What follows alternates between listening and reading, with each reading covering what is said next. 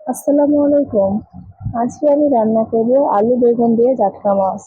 এর জন্য প্রথমে আমি মাছগুলো হলুদ লবণ দিয়ে মেখে ভালো করে ভেজে নিচ্ছি। মাছের দুপাশে ভালো করে ভেজে নিতে হবে। যখন ভালো করে ভাজা হবে তখন মাছগুলো নামিয়ে নিব। এরপর চুলায় একটি কড়াই বসিয়ে দিব।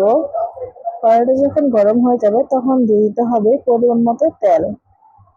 তেলটা যখন গরম হয়ে যাবে তখন দিয়ে দিব পরিমাণ মতো পেঁয়াজ কুচি, নিয়ে ভালো করে ভেজে নেব। যখন ভাজা হয়ে যাবে একটু তখন দিয়ে দিতে হবে পরিমাণ মতো লবণ। লবণ দিয়ে আরো ভালো করে ভেজে নিতে হবে।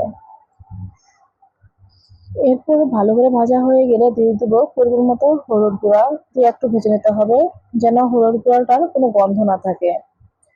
এরপরে দিয়ে দিব পরিমাণ মতো মরিচ গুঁড়া, দিয়ে আবারও ভালো করে নেড়েচেড়ে ভেজে নেব। ভালো করে ভাজা হয়ে গেলে দিয়ে দেবো একটুখানি পানি। পানি দিয়ে আবারও ভালো করে নেড়েচেড়ে নেব এবং মশলাটা সুন্দর করে কষিয়ে নেব। যখন কষানো হয়ে যাবে তখন দিয়ে দেবো আগে থেকে কেটে রাখা আলুগুলো এবং একটু পানি দিয়ে দেবো, এবং এরপরে দিয়ে দেবো আগে থেকে কেটে রাখা বেগুনগুলো, দিয়ে ভালো করে নেড়েচেড়ে নিতে হবে। এরপরে ঢাকনা দিয়ে ঢেকে দিব। যখন পানিটা শুকিয়ে যাবে তখন ঢাকনাটা উঠিয়ে নেব এবং দিয়ে দেবো পরিমাণ মতো মশলা, গরম মশলার গুঁড়া, দিয়ে আবারও ভালো করে সুন্দর করে নেড়েচেড়ে ভেজে নিতে হবে।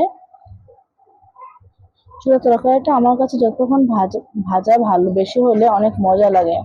আর আমার একটা অভ্যাস হচ্ছে তরকারিটা আমি যখন পানিটা শুকিয়ে যায় তখন অনেকখানি ভাজি। আর যারা নতুন তারা এভাবে রান্না করবে, ইনশাল্লাহ তরকারিটা অনেক মজা হবে।